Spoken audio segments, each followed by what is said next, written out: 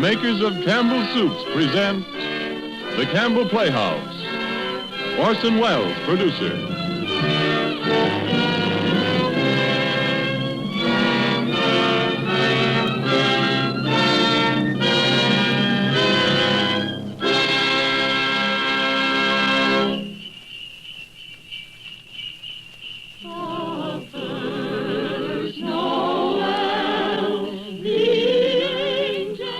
Good evening.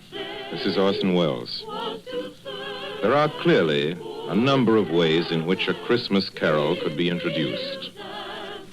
Myself, I am most struck by the happy fortune that enables us on this Christmas Eve to present Mr. Lionel Barrymore, the best-loved actor of our time, in the world's best-loved Christmas story, A Christmas Carol. It is the American way, as we know, to establish traditions quickly where popular instinct and sentiment pronounce them sound. And so it is that today, actually only the 5th anniversary of Mr. Lionel Barrymore's first playing of the part of Ebenezer Scrooge for the Campbell Playhouse, there is, I think, in all America nothing more eagerly awaited, more firmly rooted in the hearts of the radio family that numbers millions, than this yearly performance of A Christmas Carol. A Christmas Carol, as Charles Dickens wrote it, has by common consent long been a classic. Mr. Lionel Barrymore's appearance in it is rapidly becoming one. And now, just before A Christmas Carol, Ernest Chappell has a special Christmas greeting from the makers of Campbell Soups. Mr. Chappell. Thank you, Orson Welles. As the old year draws toward its close, we of Campbell's feel a bond of warmth and gratitude toward each of you, our friends. For you see, in homes everywhere throughout the land, Campbell Soups have been welcomed. Day by day and week by week, you have placed confidence in us and in the foods we make. And there isn't anything we appreciate more deeply than the fact that so many of you have elected to let Campbell's make your soups for you. And so when Christmas comes, we look about to find some way to show our appreciation, some Christmas present by which to say thank you. The gift we chose 5 Christmases ago and have chosen each year since has become a part of Christmas to many and many a family. It has become a Christmas custom to gather round the radio to hear and to enjoy A Christmas Carol. And since it is Christmas Eve, we hope, too, that the younger members of the family are permitted to stay up and listen before dreams and visit of Santa. We get a great deal of pleasure planning and preparing this Christmas gift, and now it's ready. Off come the wrappings, off come the tags that say, please do not open till Christmas. Out comes the card, to you from Campbell's. And here is the gift itself.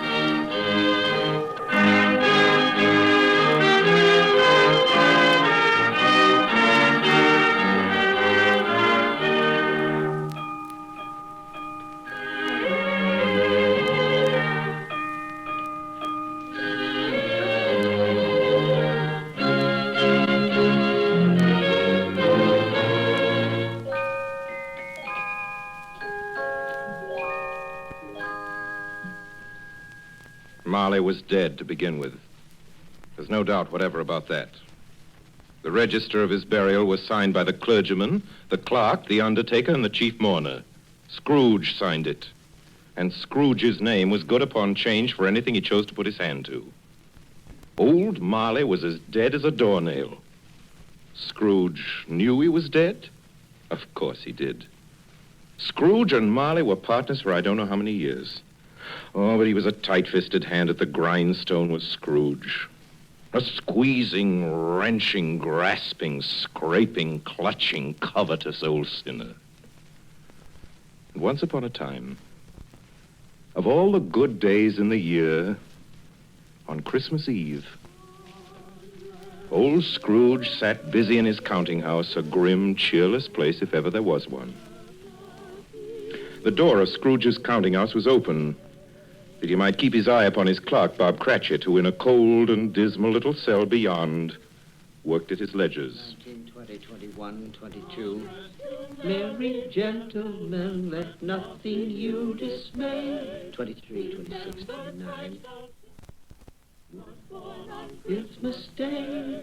11, 13, 17, 7, carry 1. Hour and 18. Bob Cratchit! Yes, Mr. Scrooge? Stop that infernal caterwauling. Yes, sir. 9, 15, 17, 21, carry 1. Impudence. Singing their idiotic Christmas carols at my very door. Go somewhere else and bellow your blasted carols, or I'll give you in charge. Sorry, Governor. It's an old custom at Christmas time, you know. Yes, and I don't want any of your old customs. Take your fellow fools and go away. Christmas. Blah. Right, sir. Merry Christmas anyway, sir. A Merry Christmas, Uncle. A Merry Christmas, Bob. Merry Christmas, Mr. Fred. God save you, Uncle. Ah, humbug. Christmas a humbug, Uncle? Now, I'm sure you don't mean that. I mean just that. Exactly that. Merry Christmas. What right have you to be merry? What reason have you?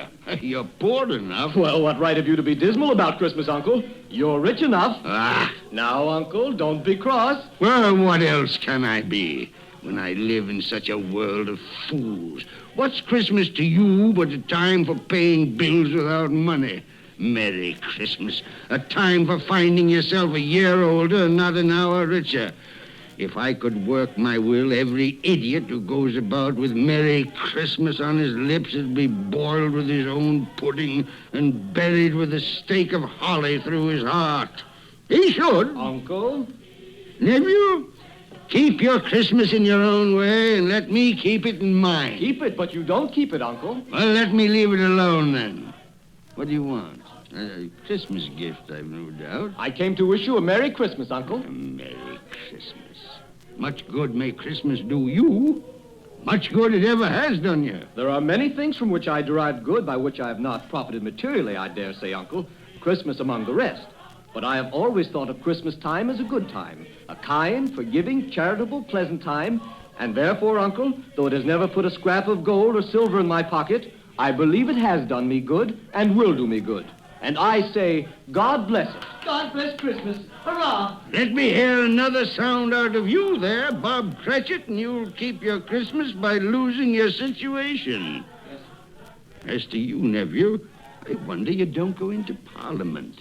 You talk enough nonsense. Don't be angry, Uncle. I want nothing from you. I ask nothing of you.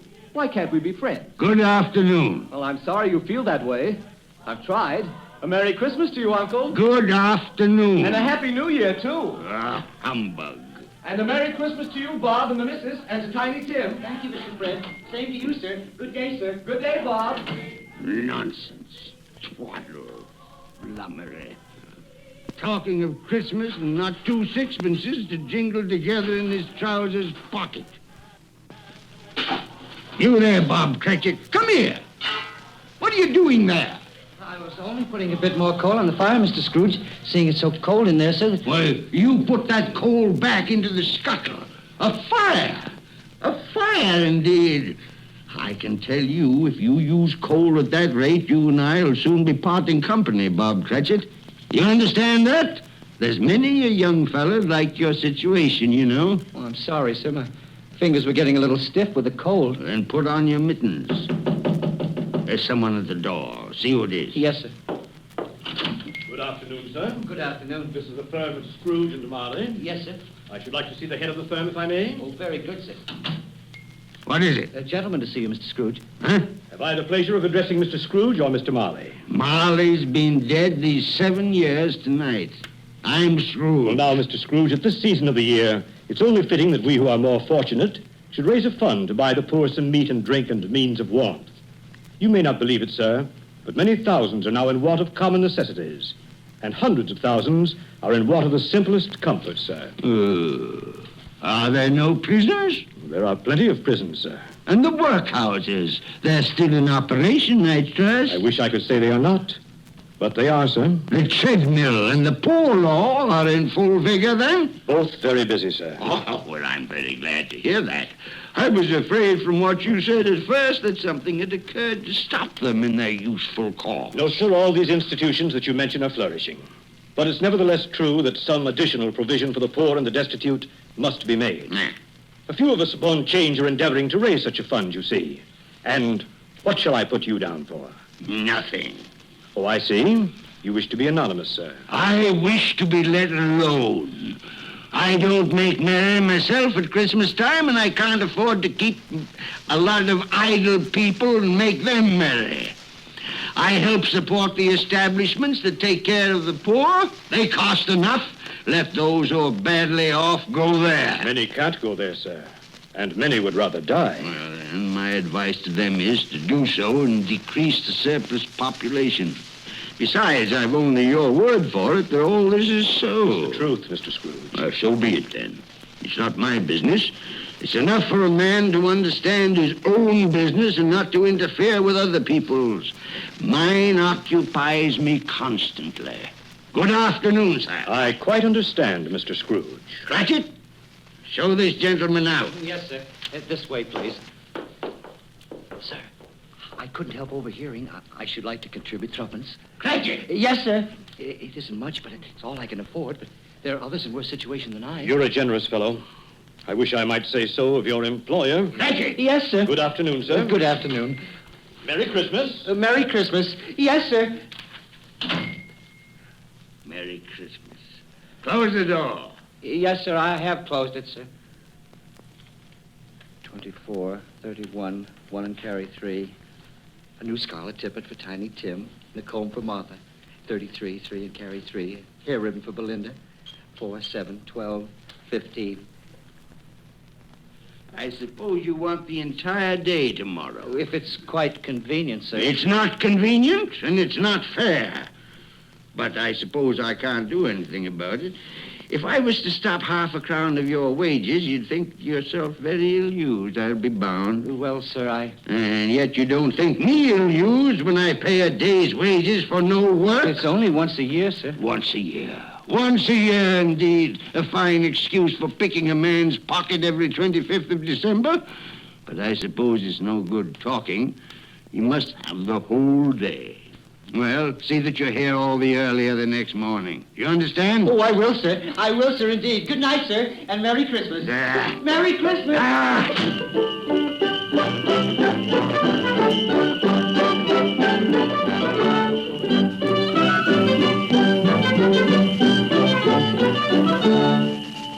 The office was closed in a twinkling, and Bob Cratchit, with the long ends of his white comforter dangling below his waist, for he boasted no greatcoat, went down a slide on Cornhill 20 times in honor of its being Christmas Eve, and then ran home to Camden Town as hard as he could pelt to play with his family at Blind Man's Buff. Scrooge, on the other hand, took his melancholy dinner in his usual melancholy tavern. Having read all the newspapers and spent the rest of the evening with his banker's book, went to his dismal house. Darkness is cheap, and Scrooge likes it.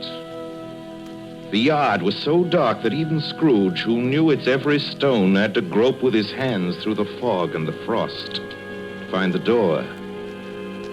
Scrooge walked through his rooms to see that all was right. Sitting room, bedroom, lumber room, all as they should be. Nobody under the table, nobody under the sofa. Nobody under the bed, nobody in the closet.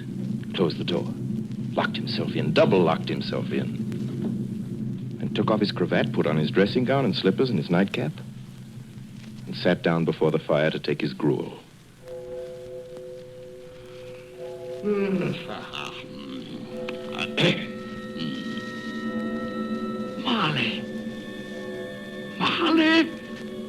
Marley. I could have sworn I saw... humbug.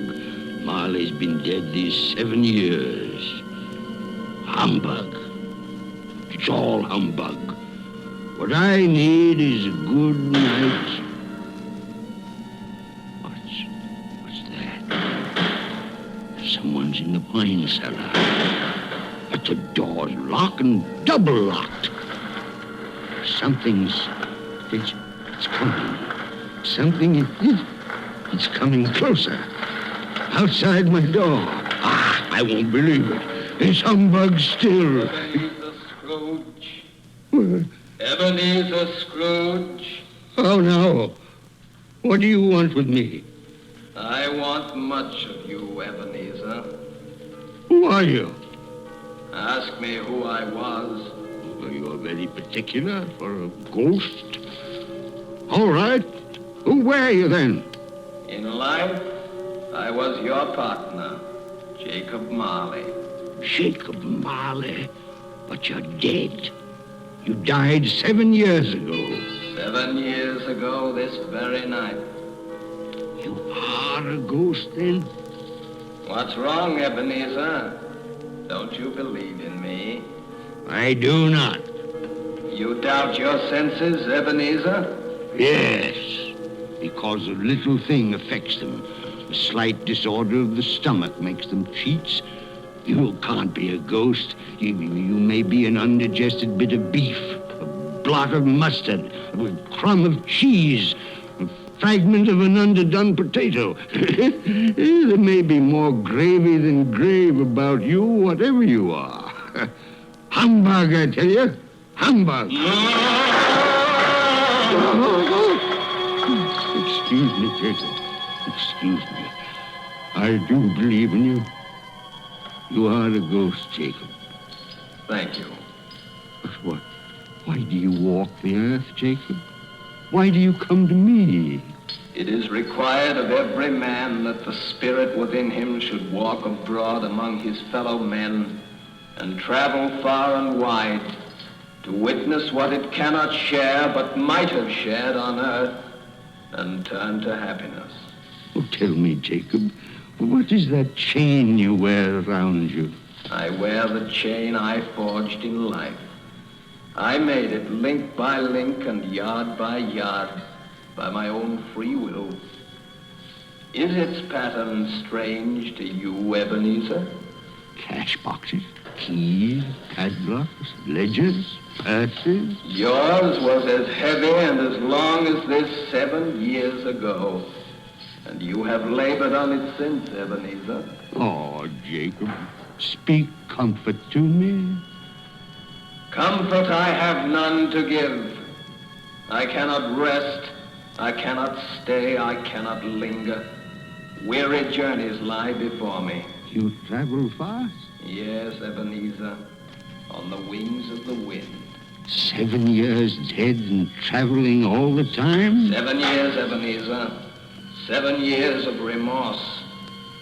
Ebenezer, do you know that no space of regret can make amends for one life's opportunities misused? But you were always a good man of business, Jacob. Business? Mankind was my business. Charity, mercy, benevolence, they were all my business. The dealings of my trade were but a drop of water in the comprehensive ocean of my business. Oh, Jacob, don't take on so. Jacob.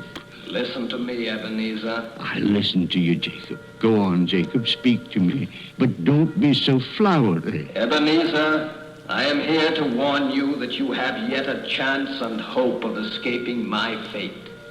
Do you hear that, Ebenezer? Yes, Jacob. You always were a good friend to me, Jacob. Thank you, Jacob. But go on. Go on. Go on. How shall I escape?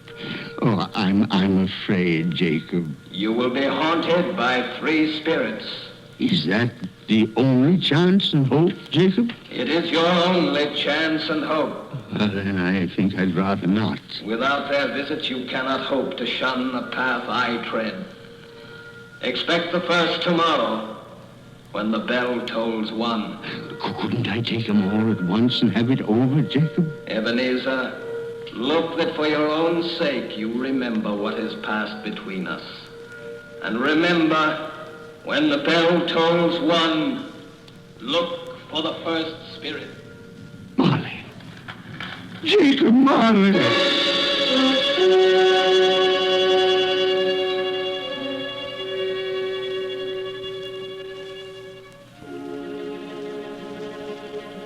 Scrooge awoke. He was lying on his bed fully dressed. Suddenly the curtains of his bed were drawn aside. Scrooge found himself face to face with the unearthly visitor who drew them. As close to it as I am now to you. And I am standing in the spirit at your elbow. was a strange figure, like a child, yet not so like a child as like an old man. Ebenezer Scrooge. Who is that? Ebenezer Scrooge, I have come for you. You are the spirit, sir, whose coming was foretold me? I am that spirit. What are you? I am the ghost of Christmas past. Long past? No, your past. But what do you want of me? What brings you here to haunt me? Your welfare, Ebenezer Scrooge. Rise and walk with me. Oh, no, not out of the window. I can't do that. I'll fall down. I'm not a spirit. I'm mortal. I'll fall. Bear but a touch of my hand upon your heart, and you shall be upheld in more than this. Come, follow me.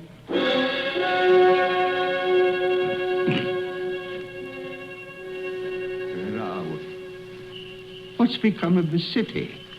And there's snow upon the ground. Where are we? These are the shadows of the things that have been.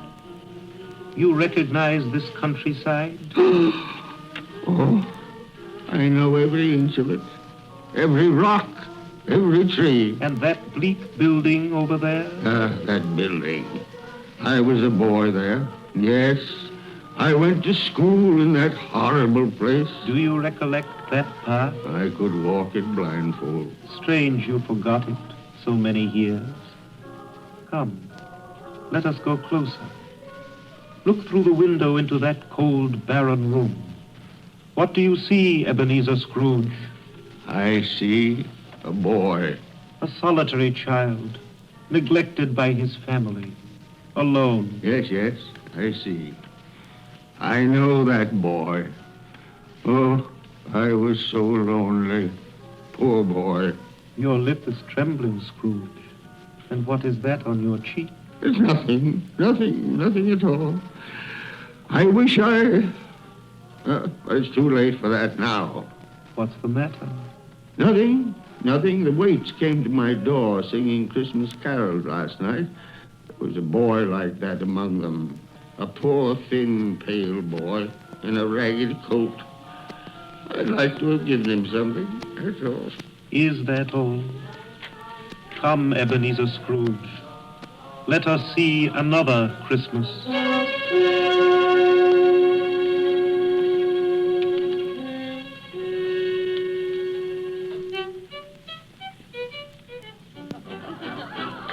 Do you know this place, Ebenezer Scrooge? Know it? Know it? Why, this is the counting house where I was apprentice. Listen.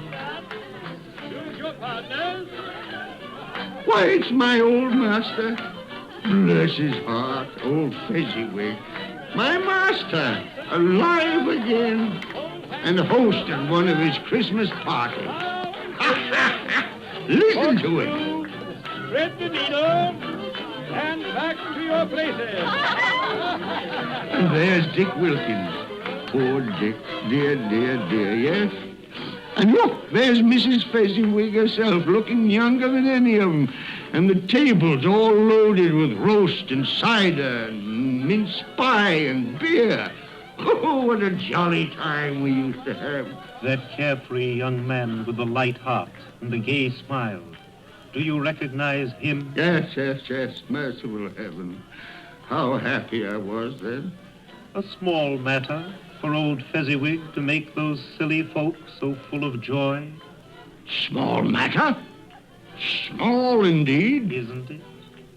He has spent only a few pounds of your mortal money. Is that so much that he deserves praise? It's not that. It's not that, Spirit. Old Fezziwig has the power to make us happy or unhappy, to make our service light or heavy. His power lies in words and looks, in things so tiny it's impossible to count them up. The happiness he gives is quite as great as if it cost her... What is the matter? Nothing. Nothing at all, Spirit. Something, I think. No. Speak. No. Only, it's just that I should like to be able to say a word or two to my clerk, Bob Cratchit, just now, that's all. Now in curtsy.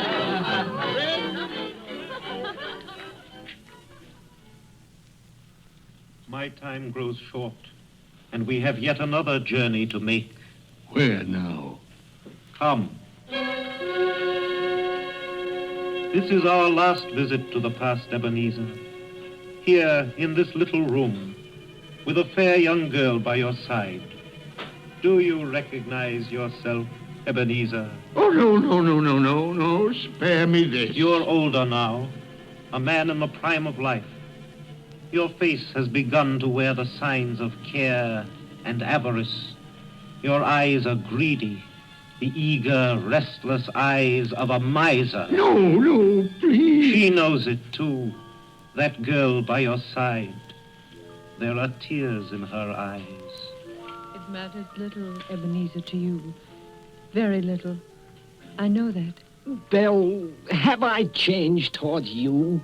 When we were engaged, we were both poor. Was it better then? Better to be poor? Better at least to be happy. You're changed. You were another man then. I was a boy. Do you blame me because I've grown wiser? Have I ever tried to break our engagement? In words, no. Never. In what, then? In a changed nature. In an altered spirit. In everything that made my love of any value in your sight. So I release you from your promise. Belle. Oh, at first it may cause you pain to lose me, a very brief pain. But soon it will be dim, like a half-remembered dream, an unprofitable dream, and you will be glad to be awake from such a dream. May you be happy in the life you have chosen, Ebenezer, for the love of him you once were. Spirit, it's enough. Show me no more. Take me home. These were shadows of the things that have been. That they are what they are. Do not blame me. No more. One shadow more. Come. Do you see this man, Ebenezer Scrooge? This man might have been you, and the woman beside him your wife, and that girl might have been your daughter, Ebenezer Scrooge. She might have called you father. She might have been a springtime in the haggard winter of your life. Please let me go. Show me no more. Listen now, while they speak, Ebenezer. Belle, I saw an old friend of yours today. Who was it? Yes. How can I?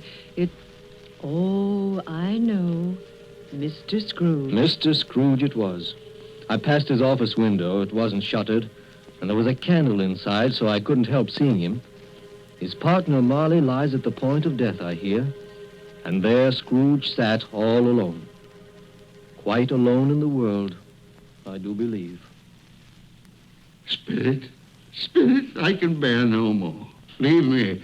Haunt me no more. Take me back. Take me back.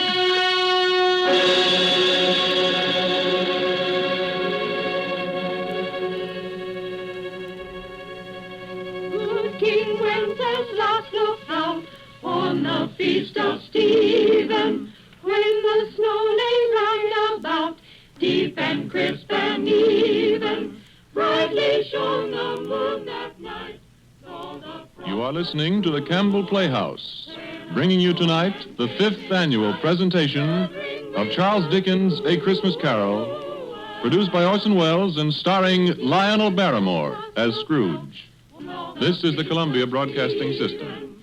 When the snow lay round about, deep and crisp and even, brightly shone the moon that night, though the frost was cruel, when a poor man came in sight, gathering winter fuel.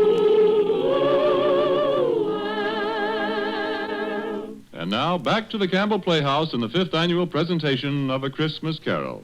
A Christmas present from the makers of Campbell Soups.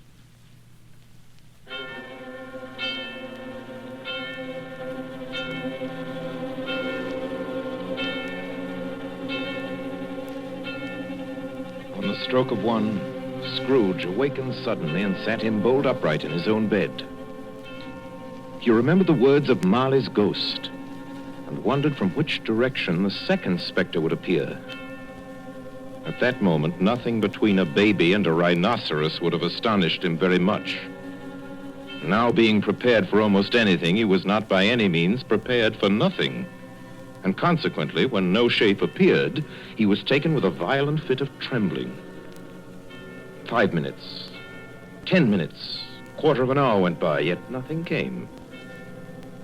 Then as he sat in his bed, he became aware gradually of a great blaze of ruddy light that seemed to shine upon him from the adjoining room. He got up softly and shuffled in his slippers to the door. It was his own sitting room, there was no doubt about that. But it had undergone a surprising transformation. The walls and ceiling were so hung with living green that it looked a perfect grove. And there sat a jolly giant, glorious to see, who bore a glowing torch in shape not unlike Plenty's horn, and held it up, high up, to shed its light on Scrooge as he came peeping round the corner. Come in, Ebenezer Scrooge, and know me better, man. You're... I am the ghost of Christmas present. Spirit, take me where you will. Last time I went against my will and learned a lesson which is working now.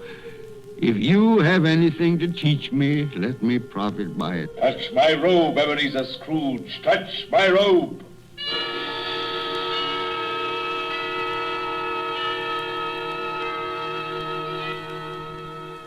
Where have you brought me, Spirit? To an humble dwelling in an humble street. It's miserable enough. Yet there is happiness there. Who are these people? Who's that woman?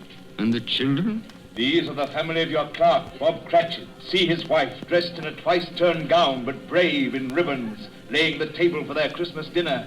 And there, assisting her, is her daughter, Belinda. And the young man with a fork in the stuffing, that's Master Peter Cratchit. And the two little Cratchits. Listen, Scrooge, and watch. Here's Martha, Mother. Quiet, children, quiet. Now sit you down before the fire, Martha, and have a warm, Lord bless you. Where's Father? He's been to church with Tiny Tim. They'll be along directly. How is Tiny Tim, Mother? Any better at all? Sometimes I think he is. And sometimes I think, oh, dear God, if anything should happen to Tiny Tim. Oh, Mother, you mustn't even think of such a thing. Merry Christmas, everybody. Martha, welcome, my dear. Oh, Merry Christmas, Father, and Tim. Merry Christmas, Martha. Oh, Tim, you darling. Oh, Father, I'm so glad to be home. And we're glad to have you, Martha. And how did little Tim behave in church, Bob? As good as gold and better. I like church, Mother. Oh, they sang the nicest songs. I hope people saw me there. Saw you there? And why, Tim? Well, don't you see? Because I'm lame. And if they saw my crutch, it might be pleasant for them to remember on Christmas who it was made lame beggars walk and blind men see. Bless you, my son. Are we ready to eat, Mother? Yes, children, we're all ready. Come, take your places and wait your turn. There's plenty of stuffing and dressing and plum pudding for all of you. Martha, take care of Tiny Tim and see that he eats plenty. Yes, he must Mother. get strong and well. Now sit down, everyone. Yes, come on, Tiny Tim. And now, my dears.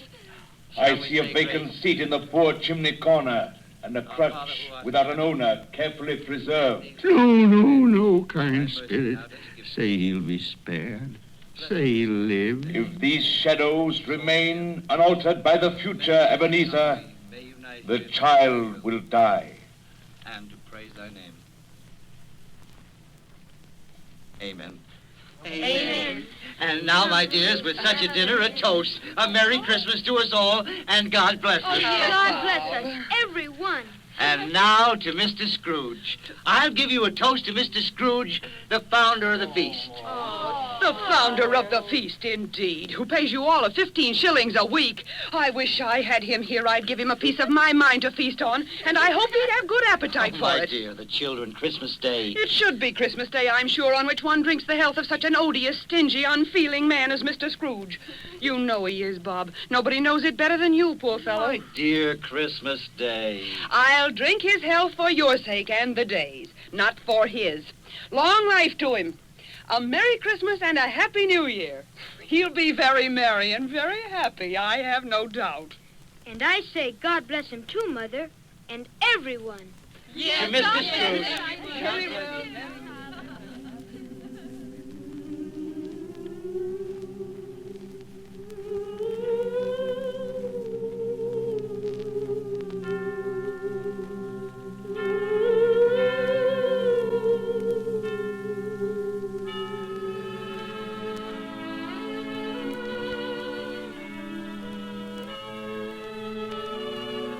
There was nothing of high mark in all this.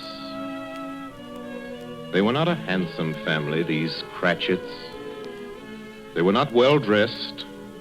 Their shoes were far from being waterproof. Their clothes were scanty and had known, very likely, the insides of a pawnbroker's.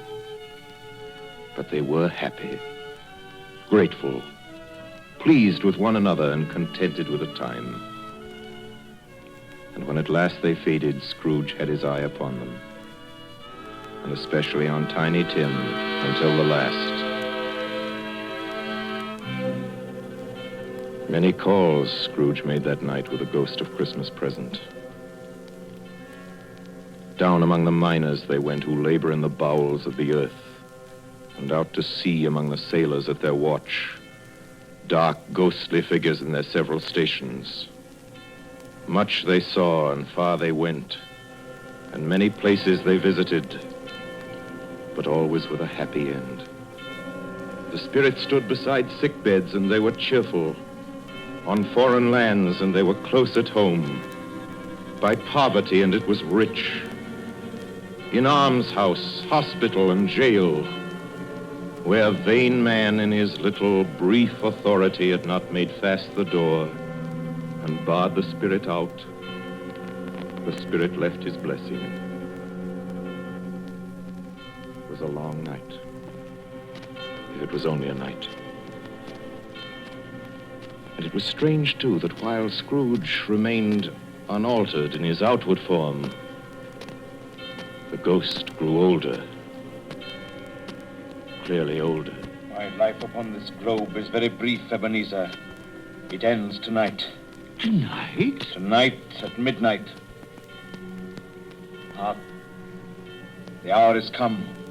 Oh, not yet.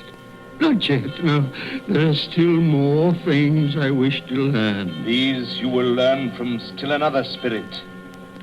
Still another spirit, Ebenezer.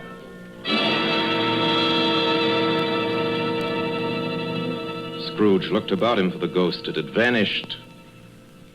He found himself once more in his bed, in his dressing gown, and his nightcap. He'd heard the clock strike.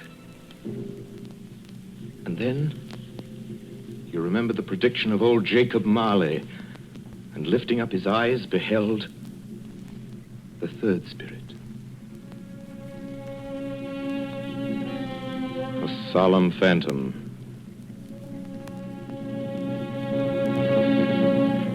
shrouded in black, draped and hooded, coming towards him slowly and silently, like a mist along the ground.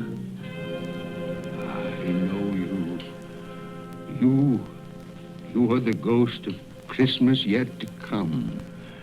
You'll show me the shadows of things that have not happened, but will happen in the time before us. Answer me, spirit, ghost of the future. Oh, I fear you more than any specter I've seen.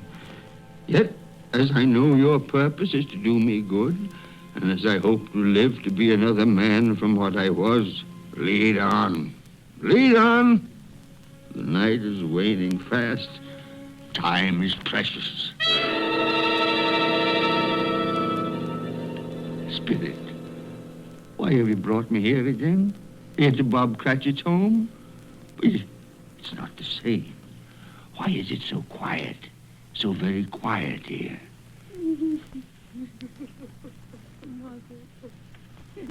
Mother, please. Oh, my son. My little son. Tiny Tim. I loved him so. Mother, dear, you mustn't. It's almost time for Father to be home. Don't let him see you crying. Yes. Yes, Martha. He's late tonight. He walks slower than he used to. Yet I've known him to walk very fast indeed with Tiny Tim on his shoulder. So have I, Mother.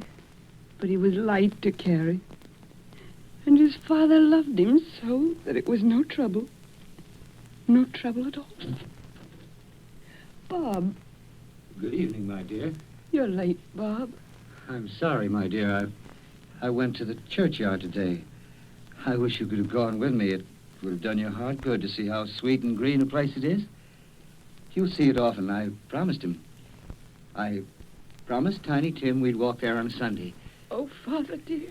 It's God's will, Bob. I'm trying to understand it, my dear. My son. My little son, Tiny Tim. And I loved him so. Oh, that's cruel. Cruel.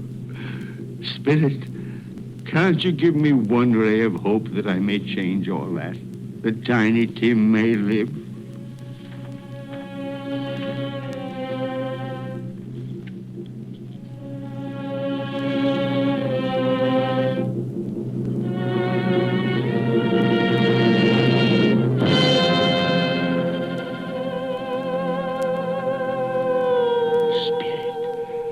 Where are we now?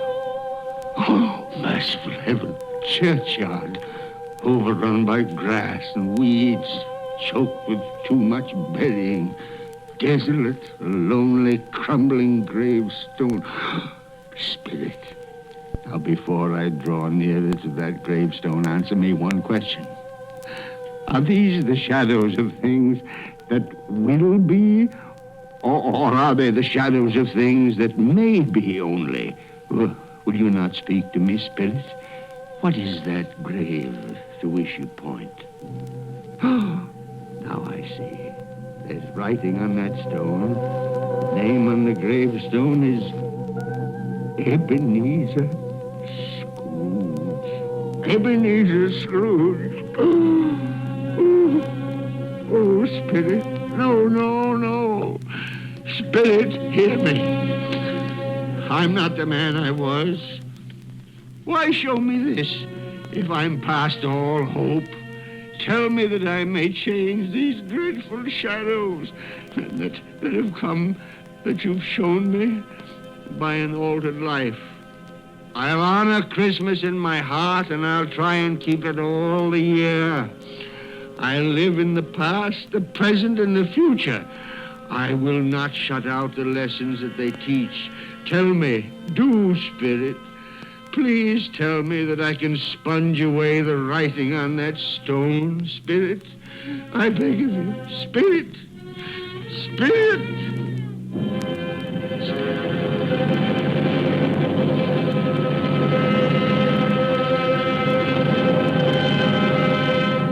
Spirit, I promise on my knees. I promise.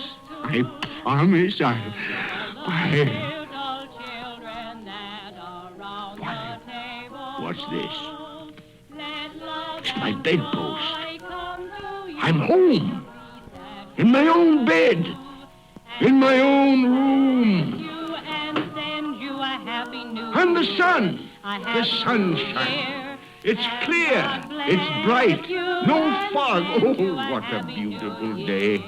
Glorious. Glorious. Boy. Oh, boy. Yes, sir? What's today? What's that, sir? What day is it, my fine fella? Today? Why, it's Christmas Day. Christmas Day! Ha ha! Then I haven't missed it. The spirits have done it all in one night. All in one night. Heaven be praised. How's that, sir? Listen, my lad. Do you know where the poultry is in the next street? I should say I do. An intelligent boy. A remarkable boy. Tell me, do you know if they've sold the prize turkey that was hanging in the window? The one as big as me? What a delightful boy. It's a pleasure to talk to you. Yes, my buck? It's hanging there now, sir. Oh, that's wonderful. Now go around, will you, and tell him to send it to Bob Cratchit and his family on Broad Street. And mind you, they're not to know who paid for it. Now, hurry along, my lad. And here's half a crown for your trouble. Yes, sir. Yes, sir. And a Merry Christmas. And a Merry Christmas to you, too, my boy. Oh, I don't know what to do. I'm as light as a feather, as happy as an angel. I'm as merry as a schoolboy. A Merry Christmas. A Merry Christmas to everybody. A Happy New Year to all the world. Whoop! Whoop!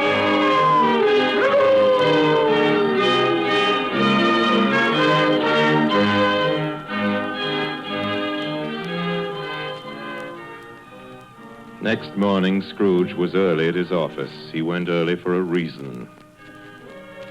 If he could only be there first and catch Bob Cratchit coming late. That was the thing he'd set his heart upon. And he did it. Yes, he did. The clock had struck 9. No Bob. 1:15. No Bob. Scrooge sat with his door wide open that he might see him come in. And at last he came. His hat was off before he opened the door, his comforter, too. He was on his stool in a jiffy, driving away with his pen, as if he were trying to overtake 9 o'clock. 8 and 17 are 15, carry the 1, 24, carry the 2, 31, carry the 4, 8 and 6 are 14, carry the 8. Hello, you, Cratchit. Yes, sir. Step this way, Cratchit, if you please. Cratchit, what do you mean by coming in at this time of day? Oh, I'm very sorry, sir. I'm behind my time. You are? You are? Yes, I think you are. Oh, it's only once a year, Mr. Scrooge.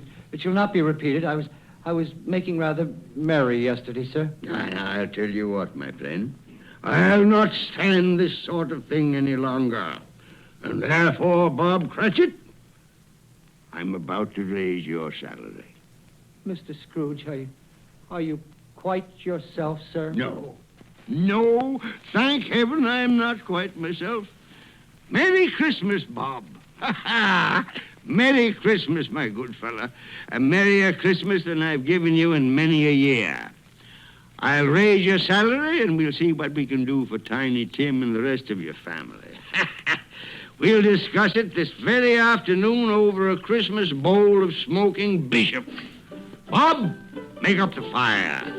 Make it up and buy another coal scuttle before you dot another I, Bob Cratchit. Scrooge was better than his word. He did it all, and infinitely more. To Tiny Tim, who did not die, he was a second father. He became as good a friend, as good a master, and as good a man as the good old city knew, or any other good old city, town, or borough in the good old world. Some people laughed to see the alteration in him, but he let them laugh and little heeded them. His own heart laughed, and that was quite enough for him. He had no further intercourse with spirits, but lived upon the total abstinence principle ever afterwards, and it was always said of him that he knew how to keep Christmas well, if any man alive possessed the knowledge. May that be truly said of us, all of us.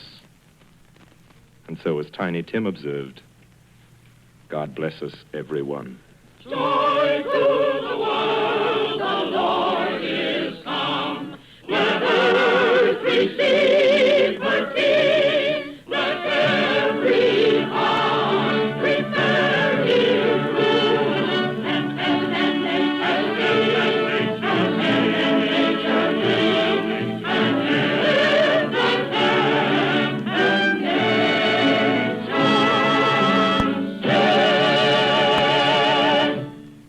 have just heard our annual presentation of Charles Dickens' A Christmas Carol, starring Lionel Barrymore, brought to you by the makers of Campbell Soups. And now here is Orson Welles. At this point in the program, ladies and gentlemen, it is my custom, as you know, to present to you with a few words of introduction our guest of the evening. With your consent, I shall dispense with this tonight to introduce tonight's guest to the Campbell Playhouse audience or to any other American audience is an extravagant and superfluous procedure.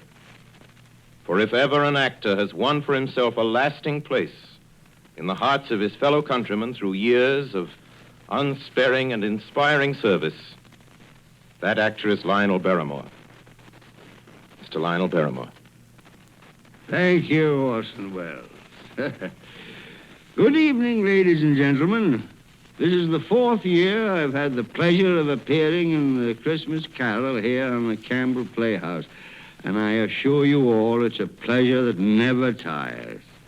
As long as I can remember, this has been one of my favorite stories. When we were children, it was read to us regularly at this time of year, as it is to millions of children right now. And like many of them, I'm sure, the three of us, Ethel, Jack, and I, with the aid of a sheet and some old ironware, made a play of it. As I remember, we had 3 Scrooges in that production. Mr. Barrymore, who played Tiny Tim? I think we had 3 Tiny Tims, too.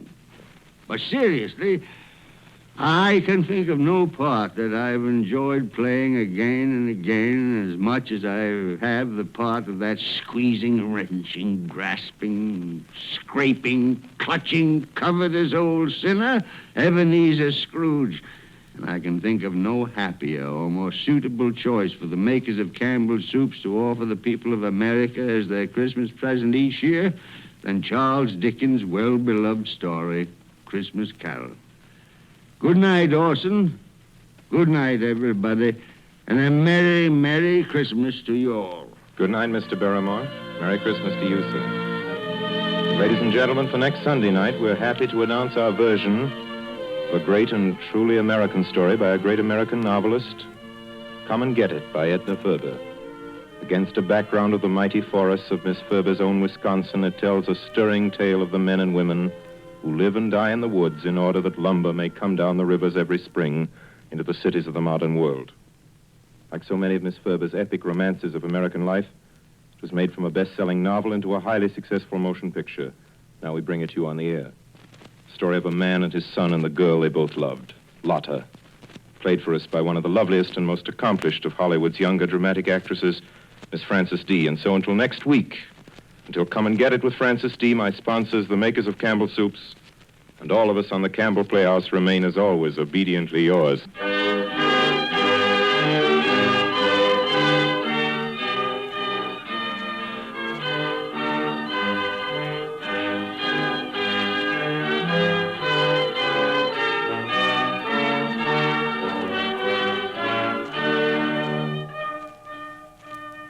The makers of Campbell Soups join Orson Welles in inviting you to be with us in the Campbell Playhouse again next Sunday evening when we bring you Edna Ferber's Come and Get It with Miss Frances D. as our guest.